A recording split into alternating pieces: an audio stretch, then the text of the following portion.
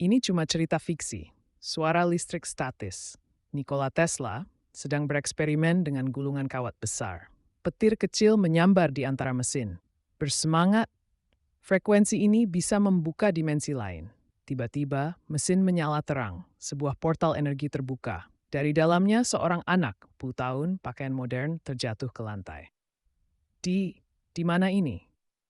Tesla terkejut, tapi penasaran. Ini Chang.